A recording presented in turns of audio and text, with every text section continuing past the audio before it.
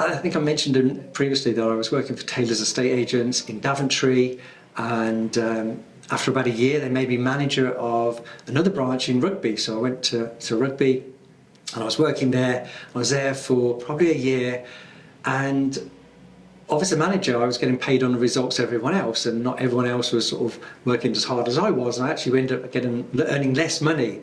And I think I said previously, you know, my goal was to earn money and be rich, and I wanted to earn more money, and I just felt I was restricted when I was working for somebody else. So I thought the only alternative is to maybe start my own business. So that was the ambition, to have my own business, but I didn't have much money, and so that seemed like a bit of a pipe dream. And then I was talking to another local estate agency business owner, and he'd got an office in Rugby, and it was a very small office, 6 foot wide, and he'd had a manager and it was losing money, and then he replaced the manager and it was again losing money, and you know, for the last few years that business hadn't been making any money. And he said to me, would you like to buy my business? And I said, well, I'd love to, but I just don't have the money. And he said, well, maybe buy it as a franchise.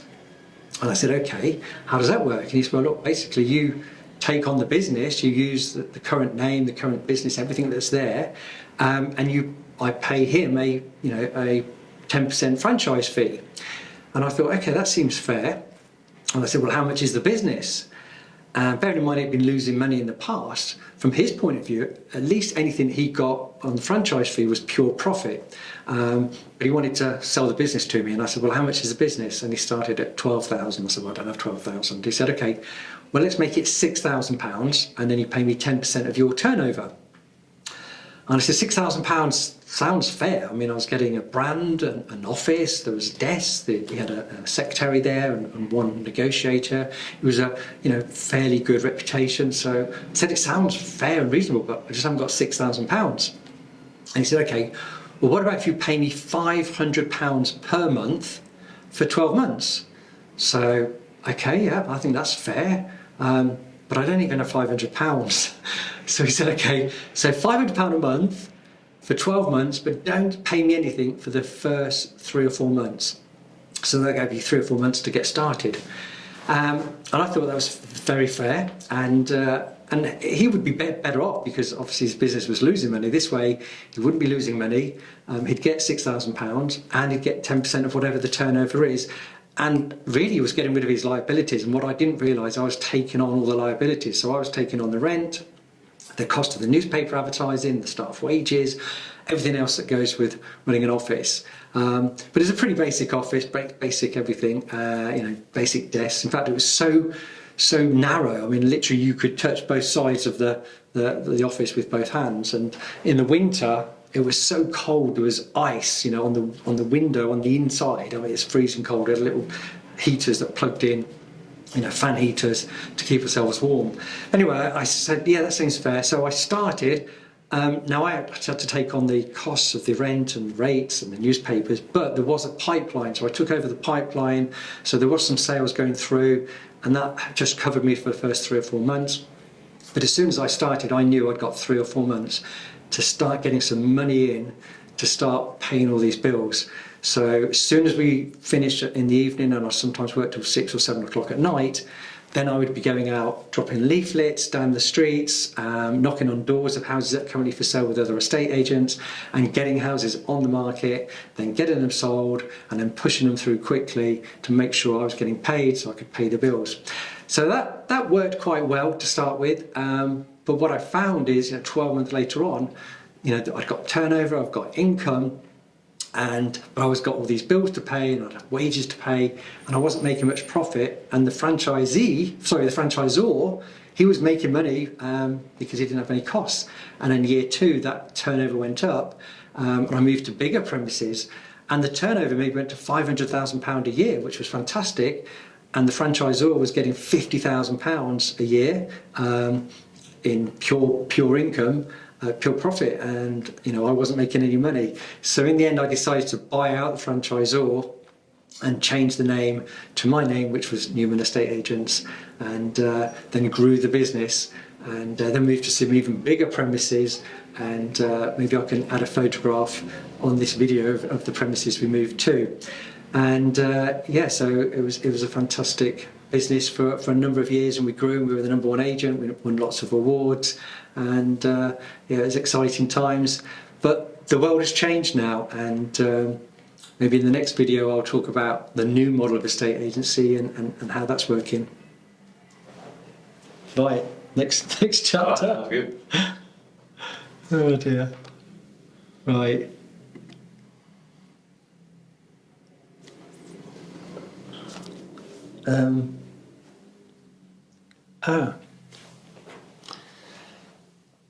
Actually,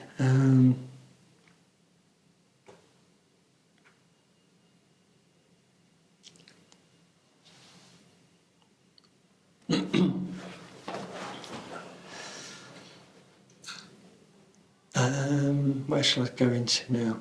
Okay. I'm just going with the flow. It's quite good actually doing it this way. I don't know where I'm going to go. Okay, I'll talk about today.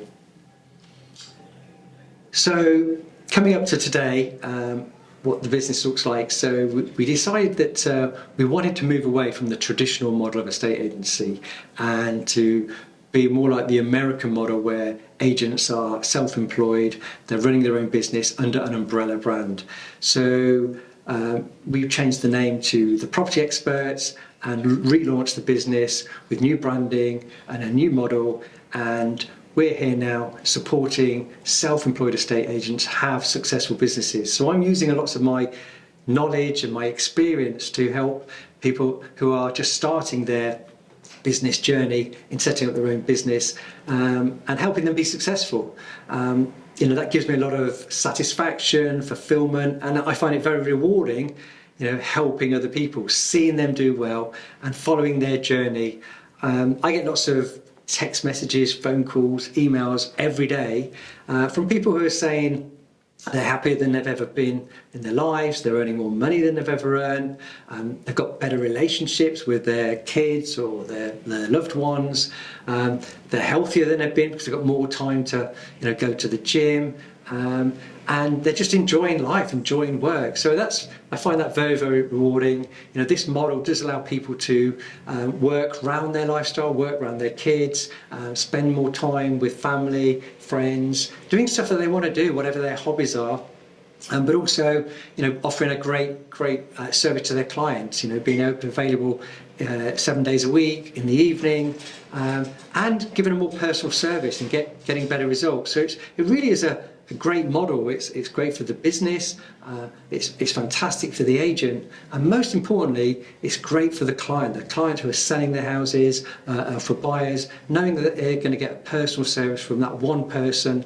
They're not going to get passed around from one person to the next and then find someone else's, in the traditional model of estate agency that someone's left and then someone else has got to deal with it. So it really works well. I'm really excited about the future. I believe this is the right model for the industry, and I believe it will raise the standards in estate agency. People have asked me, why have estate agents got such a bad or poor reputation? And my view is a couple of reasons for that. First of all, the fees are quite low. And when you've got pressure on fees, a lot of estate agency businesses are trying to save money and cut costs, and they're cutting costs with their marketing budgets, their training budgets, their salaries, what they can pay agents. So the salaries are relatively low compared to other professions, and we do class ourselves as a profession, and yet we're not getting great salaries. And if you're not going to have great salaries, you're not going to attract the best talent.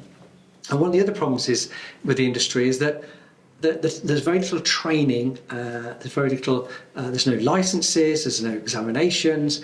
When you compare this model to other countries, where if you take America, for example, you've got to have the qualifications, you've got to have the license, you've got to have exams, and they're seen as professionals, high earners, successful people, admired and looked up to and trusted in the industry, where it's almost the exact opposite in the UK, where estate agents, there's no examinations, there's no qualifications, there's no licenses. You don't really even need any experience. You can be a plumber or a bricklayer one day and then be an estate agent the next.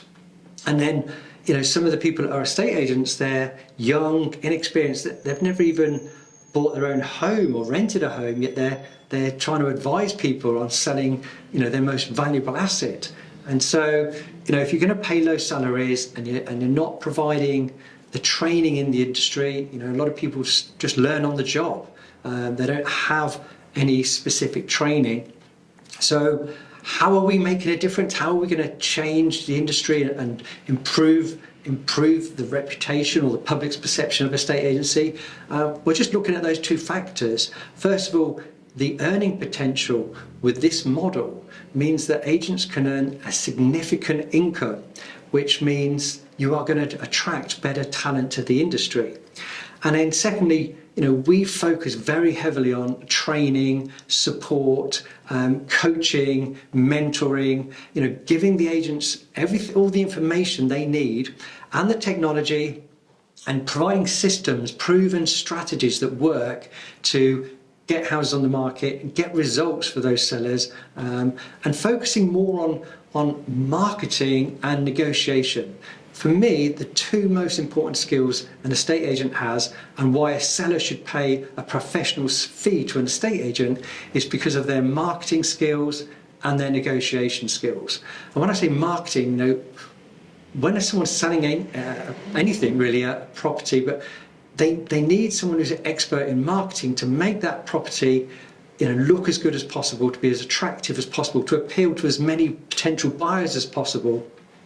Not only to find a buyer in a relatively short period, but more importantly, to be able to get the best price for a property. And you've only got to look at any other industry. You've got to be good at marketing. Like if you took McDonald's, when you see a burger at McDonald's, it's not just taken, a photograph, not just taken with an iPhone. They have, a professional marketing team, professional photography. They make these burgers look absolutely amazing. And when you actually get a burger, it looks nothing like that. But, if you're selling cars, you've got glossy brochures, you've got videos of cars and an amazing lifestyle. And that's what you've got to have when you're selling a property. You've got to sell the lifestyle, make the property look its best, whether that's home staging, styling, getting work done to it, making the outside look better with curb appeal, and then addressing it with professional photography, videos, and then promoting that property to the widest possible audience through social media, to attract as many buyers as possible. And the other skill is negotiation. The estate agent's job is to negotiate hard on the seller's behalf to maximise the sale price. Now, most buyers and most sellers are not experts in negotiation. That's the agent's job. That's what you're paying an estate agent to do. And how does that differ to the traditional or some of the poor estate agents? A lot of them, their marketing is just stick a property on Rightmove. That's not marketing, that's just being lazy. And if they don't get the interest in the property, what do? They just ring the seller up and say, drop the price. Again, that's not acting in the seller's best interest. That's just trying to make your job easier for the house to sell so you can get your commission. What happens when estate agents get an offer on a property? Often they're saying to the owner, will you accept that offer? Or what's the minimum you'll accept? They're just trying to get that deal tied up. Sometimes they're acting more for the buyer than they are for the seller. They're just trying to get that deal agreed, when the job of an estate agent is to work on the seller's behalf to negotiate the best sale price. And that means squeezing every penny out of the buyer, and ideally having a number of potential buyers and negotiating them, bouncing them off each other to get that sale price up, get the highest offer. And then finding the right buyer, not just sort of accepting the first buyer and the first offer, which is often the case. Because if you do that, the sale can often just drag on. It drags on for weeks and weeks and weeks, and then there's a problem, and then the buyer pulls out, or someone in the chain pulls out. I think something like 30 to 35% of sales fall through, which is unacceptable. Imagine if you ask someone to do a job and 1 in 3 times that job isn't done properly. So we've got to, really change what happens in our industry to make sure, sales go through quickly, and, if they go through quickly, there's less chance of them falling through. So what can you do to prevent sales dragging on, prevent sales falling through? First of all, it's getting a lot of the legal work done in advance.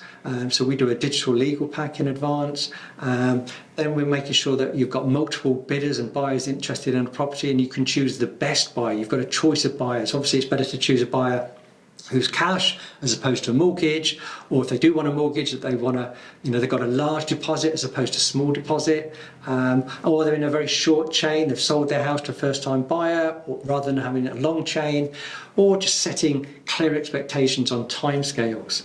So it's really important to get that sale through quickly. All too often, estate agents are just getting an offer, getting the owner to accept it, instructing solicitors, and then just leaving it and hope it goes through. And often it doesn't. So I think the reputation of estate agents isn't particularly good in the UK at the moment, but I believe this new model of estate agent will improve things and how it's done, and just focusing on the important things of better marketing, better negotiation, getting the sale through quicker, better communication as well. And I think sellers will see that the standards rise, and the public's perception will improve.